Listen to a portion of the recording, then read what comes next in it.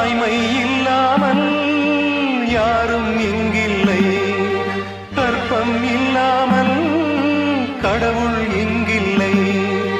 தாய்ப்பாலை போல தீர்த்தம் வேறில்லை, அவள் வாய்ச்சொல்லை போல வேதம் வேறில்லை. கடவுளும் நீயும் ஒரு தாய் பிள்ளை, இருவரும் தனிமரம் தானே. அவனுக்கும் உனக்கும் அன்னை இல்லை, அதனால்